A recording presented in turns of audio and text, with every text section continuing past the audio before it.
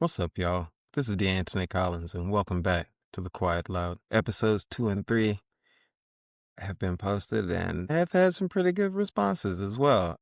Some people reached out through text, friends and family of mine. Some other folks were leaving comments at YouTube, and some left them on our Instagram comment section. And those were pretty good. I was encouraged by all of it. A lot of people were saying things like they learned something, or things came up, topics came up that they had not previously heard of. And some people talked about some of the funny sections too, or that they were laughing at some of those things. So overall, it was quite well received. So I just want to say thank you. That's all I ever wanted this space to be. So we're going to keep that going. Today's episode is going to be a little bit weird, a little viral, and a whole lot of small D democracy. All right, let's whisper through the noise and then dive into what's really on my mind. Okay, we're going to start with the trend and whisper. Here are the whispers in the world that couldn't stop the shouting this week. All right. Whisper number one. Man, I'm sure everybody's heard this one already. The internet had Donald Trump dead and buried before brunch. Okay, hashtags, TikToks, fake tributes everywhere. And then suddenly a golf course footage and posts like, hey, surprise, still here. And it's wild how fast this lie runs around while the truth is just sitting there getting his shoes on. The White House's silence hasn't helped very much. In fact, I would say they're not giving the same kind of full-throated approach that they would give to any other common lie that they try to spin at us, other than to say, oh, he's fine.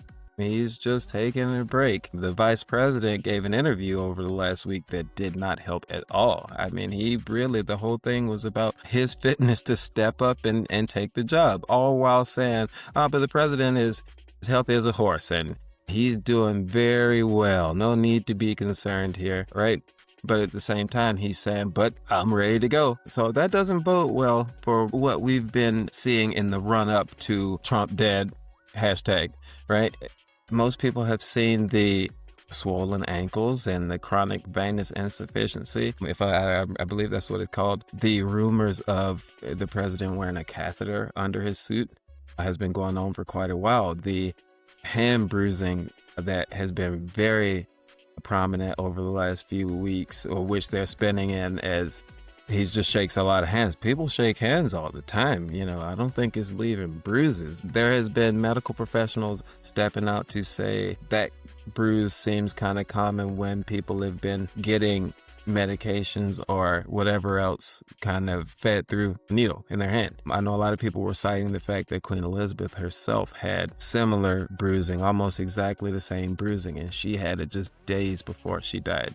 Okay, so not trying to feed that, because to be honest, though, I do believe that we're witnessing decline, and we have been witnessing decline of his long before the so-called Joe Biden decline even came up. Okay, it was a deflection. Every Republican accusation is a confession, right? So not to say Joe wasn't old. We knew Joe was old from the very beginning. Let's just get that out of the way from anybody who might want to post saying, well, Joe was old. Hey, we knew Joe was old when we hired Joe the first time. Okay, we can count to 4. We knew how old Joe was going to be at the end of that 4 years. Okay, we knew that going in. If you didn't know that going in, go back to elementary school. Okay, but here's what I'll say about that. They're never quiet. When have you known Trump to just disappear for days on end? During a holiday, a national federal holiday, okay, he was not out, and then we see him playing golf with an old football coach, someone Gradell. I'm not going to pretend to even know or care who that is, but then it turns out that post was fraudulent. So he posted as if he was playing golf with him that day. Turns out they go to that man's post, Gradell, and he posted the same thing, wearing the same outfit from the week before at a Trump golf course that they weren't at. He wasn't at that particular Saturday, right? Had palm trees in a place where palm trees don't grow. Okay. All it took was somebody noticing and fact checking it, cross checking this guy's page with this guy's page. And then there's been a trove of others, some as recent as days to a week ago, going as far back as June or July. There were images surfacing that they're trying to use that as proof of life. And then it turns out that he's not there. But like I said, even though I think it could be a twofer for the president, and I think I'm going to get into that a little bit later on, it could be a twofer that, yes, they are perhaps hiding his health decline, but it can also be that of a shield.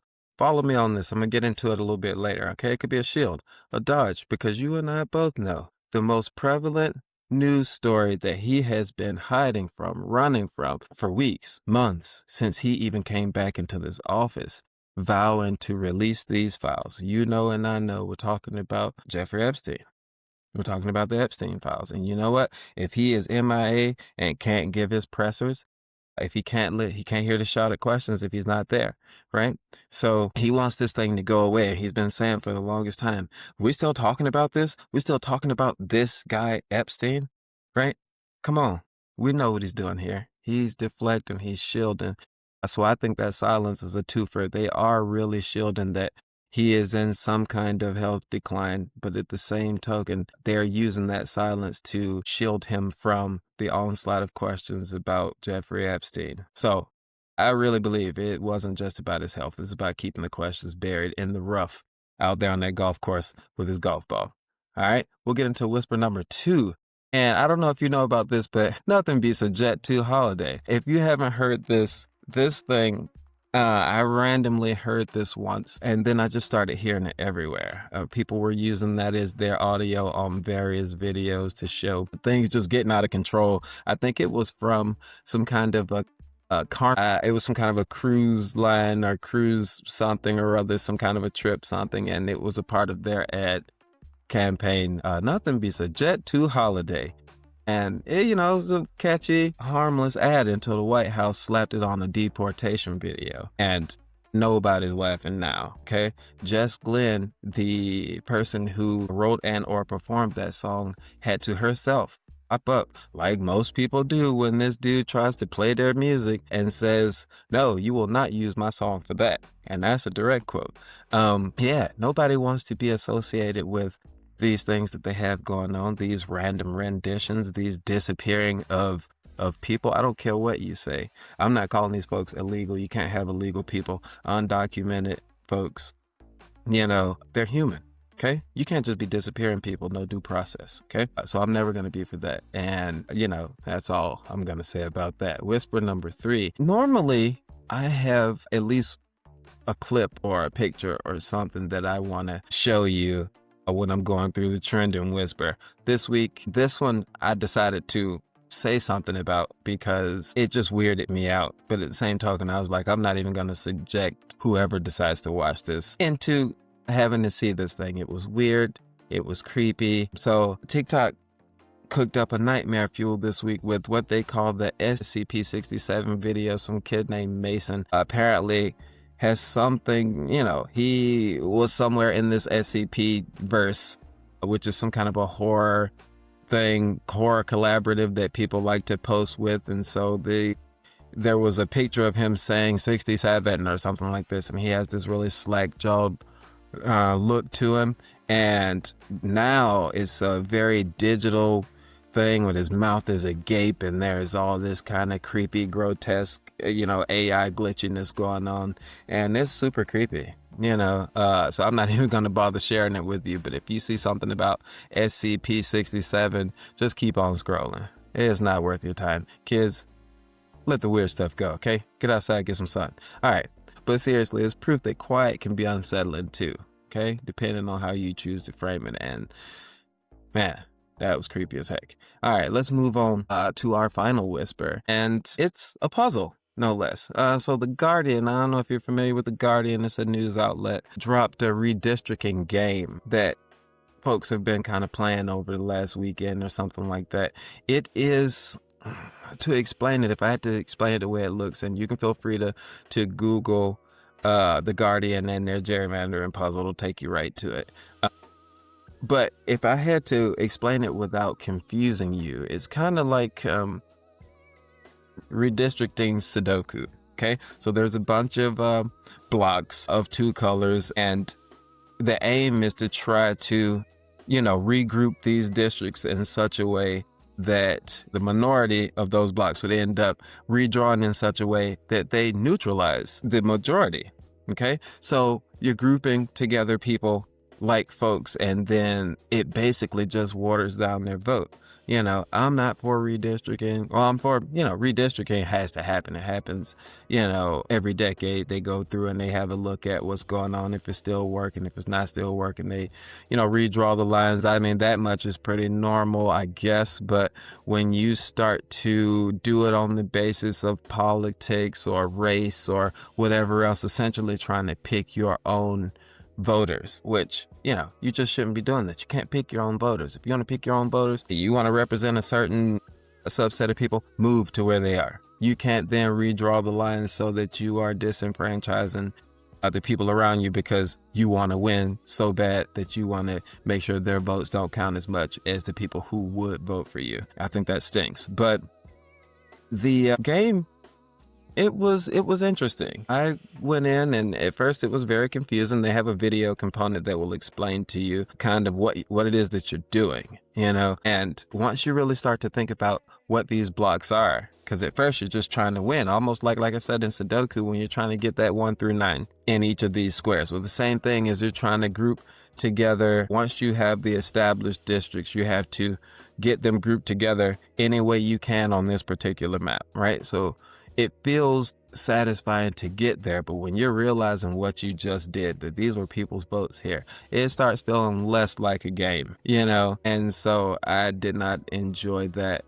The lines aren't just puzzles, they're power. There are people that are disenfranchising actual people out here, and their votes are not being heard. They're trying to silence us in this way, and we cannot let that happen. They're power. They're not just puzzles, they're power. And that leads straight into today's What's on My Mind. Okay, we're going to do it today with a little bit of a countdown. Let's call it a quiet countdown, if you will. Okay, so I'm going to give you some headlines here. Here are 4 of the headlines I just could not ignore this week. Number 1, I've already kind of jumped in on that one a little bit, and that was Trump's health rumors, okay? The internet all but declared him dead, and the proof of life showed up in the form of, a golf swing with a professional football coach. And guess what? We're not playing this game. We know what the real play here is. The play is silence. The play is subterfuge. Stay away long enough so that some of the uglier things he doesn't want to talk about can be forgotten by some of his supporters. They'll no longer be asking where are those Epstein files. But guess what? Here's the thing. Yes, they will. And we need to ensure that keeps on happening. We need to ensure that they don't get a chance to forget about these things, or even his health decline. It's weird because corporate media, legacy media, whatever you want to call it, the big news, are not covering this in the way that they covered the Joe Biden health decline, because all of these folks have seen the kind of petty vengeance of Donald Trump and his administration. He will come after you. And he's already made it clear. He's gone after news stations. He's gone after commentators and journalists and anybody who would dare try to tell the truth about what's going on here. He's gone after them. He's even taken aim at late night talk show host Stephen Colbert. Has gotten the axe, which, doesn't really seem like the axe to me. He said, hey, you're fired. You got 10 more months to do your job and talk about this guy unabashed. But he's talking about Jimmy Kimmel and Seth Meyers and anybody else who has a word for him, no matter what. He is going to come after them.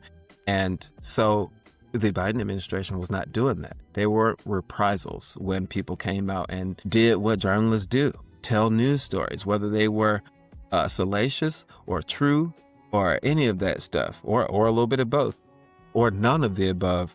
They were happy to keep running with it because that was what was selling the news cycle of the day. And now that the shoe is on the other foot, they want to bury it. And the legacy media just seems like they are staying quiet on this, and that means we cannot. Okay, we cannot, for whatever the reason they are, not coming and being forthright about what's going on here. We need to keep asking questions. We need to not back off on this. Don't stay silent. Because what we see here is they're going to try to use that quiet against us to get this to slide under the radar, to stop talking about his health, to stop talking about Epstein. So sometimes noise isn't always a rally. Sometimes the strategy is silence. And that can be the most dangerous sound, okay? We have to pay attention. We have to keep looking because they try all the time to keep slipping things under the radar. And they always fly through the radar until someone says something. Let's be the ones that say something. All right, number 2, Republicans in Texas and Missouri are redrawing congressional maps mid-decade, okay? We already see that's not a strategy. That's theft. That's straight up theft, a quiet theft, another thing that they're trying to slip past us. And they probably would have gotten close to getting this thing done without us hearing about it if Trump didn't go ahead and say the quiet part out loud, as he usually does. As he does in true Trump fashion, he said out loud that he wanted these 5 extra seats because the midterms were coming. He knows, he can see, like the rest of us can see, that these poll numbers do not bode well for him at all. And he and the Republican conference are being blamed for what's happening right now. They don't like what's happening, the optics of what we're seeing across the country, across the world. They are wildly unpopular. Instead of having to go out and, sell your message, you're just gonna steal the game, right? So he said the quiet part out loud. Like I said, I want these 5 seats. I'm entitled to these 5 seats. Give me these 5 seats, he said to the governor, I'm paraphrasing, the governor of Texas, Greg Abbott, right? Sound familiar? That to me reminds me of calling up Raffensperger in Georgia and saying, I just need these 11,780 votes and I'll win Georgia. I'm entitled to those, right? You give them to me. And the difference here is Raffensperger said no, where Greg Abbott said, I'm going to try to get you those 5. I'm going to get you those 5, right? I spoke earlier during the trending whisper section that I'm not for gerrymandering. I don't believe that we should be playing around with the maps and trying to pick our own voters, okay? If you are going out there to sell your message, okay? If you want to represent a particular subset of people, move to where they are. You cannot try to pick your own voters from where you are, thereby disenfranchising the people who live in this area, watering down their votes. It's not right, and it's not going to fly, okay? This is the strategy that they're going to take, and we should not let it happen, okay? I know that people have strong feelings about gerrymandering, but we are in not normal times politically, and to stand on your high horse and say, well, we shouldn't do it either. Look, I understand you. I really do. But understand this, okay? They broke it first, and we cannot keep allowing these folks to keep breaking norms, keep running the ball, and we're just going to keep standing here above the fray. Look, I understand, and at the time that Michelle Obama said, when they go low, we go high, we were in a different time politically. This was a black family living in the White House, and like I know, we got to be 2 times better, 3 times better. We can't look like angry black, right? We have to go in and play by the rules plus, right? So I understand exactly what she was saying. But even Barack Obama has come out in support of what Governor Newsom, Kathy Hochul, and some of the other Democratic state governors are talking about doing to neutralize what Abbott and what Texas and Missouri and some of the other Republican-led legislatures are doing. To say, hey, you're going to take 5, we're going to take 5 too. And we're going to keep neutralizing you. I know that this is something that's untenable, but we have to stand up to this. We have to stand up and say, if you make this move, we're going to make this move too. And we're going to neutralize it. Okay? We got to think about it like this. We need all hands on deck to stand up and okay this. California is doing it the right way. They're putting it up for a referendum. Yes, the maps are being drawn and they're going to go forward with this, but they're looking for a consent of their constituency to step up and say, yes, do this. And guess what? It's only temporary. It's written into the language of the bill that this will only be temporary to combat what's happening here. And then they will go back to the independent map drawing that they have gone through. They have an independent process and they're going to go back to that independent process. But in order to defend democracy and make sure that folks don't get their votes stolen, we have to do something. Even Barack Obama, like I said, he agreed that we have to do something, and tying our hands behind our back is not an effective strategy, okay? It's not an effective strategy to combat this. We're going to have to do everything we can do. I grew up in a state with a Republican-led legislature, which is Georgia. They still, right now, to my knowledge, have a Republican-led legislature, a majority. And the state that I currently reside in right now, North Carolina, also has a Republican-led legislature. And we would hate for, to see them get in the game in this way, to start playing with our votes in this way. So we have to be very open and very honest and very loud and saying, not here, not today. Okay, we have to shut that down. And when enough people stand up and speak, it tends to roll back the clock. I want them to roll it back like Cracker Barrel, roll back that new logo. Okay, bring it back, of which I care nothing about. I ain't eat at Cracker Barrel, whatever. All right, number 3, Utah. Okay, a judge shuts down a congressional map designed to silence communities of color. Y'all noticing the trend here? That's a win. Okay. That's a whisper of justice. That's a judge that says he believes in the rule of law, defending the Constitution, even in the midst of the climate that we're in right now. Okay? Whispers, though, only last if we amplify them. Okay? The courage of this judge to make the right choice and not find some reason to fine for these guys gerrymandering on the basis of race. We have to speak on those. Otherwise, they're going to get swallowed up in the noise of this power grab. And we can't stand for that, okay? We can't stand for that. So I'm glad that we see the judiciary, in some respects, trying to stand up and be their own independent branch of government and saying, hey, we're not going to let you guys just run roughshod over all these people, okay? You're not just going to steal these elections. You're not going to steal these votes. And if you're going to try to do it, we're going to make sure that everybody knows what it is you're doing. Okay, we have to. Everything about this just means that we need to really understand that it's almost not about, black and white, Republican or Democrat. If you're paying attention, it's going to be the billionaires and oligarchs against everybody else. They're just trying to make us think it's about something else. And it's not.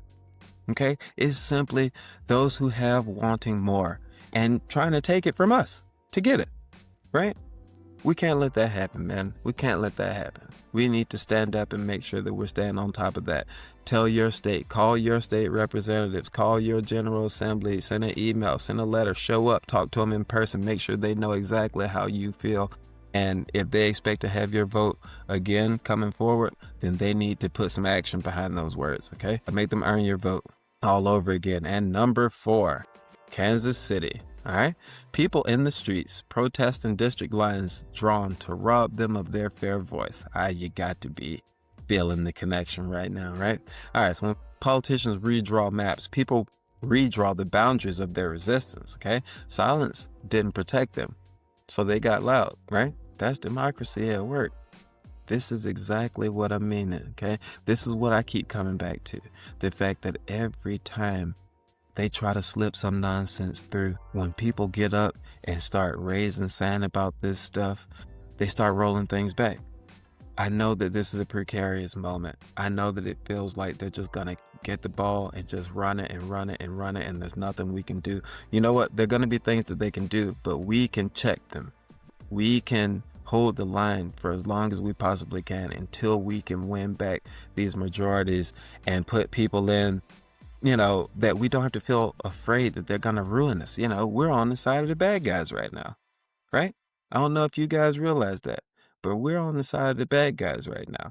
We've gotten further and further away from the UN and NATO, closer and closer to oligarchs and authoritarians and fascist dictators, right? But even then, those folks are starting to make alliances amongst themselves and leaving us out of them too. Just recently, Modi from India, Xi Jinping from China, and of course, Vladimir Putin have all started to meet, and build an alliance of their own.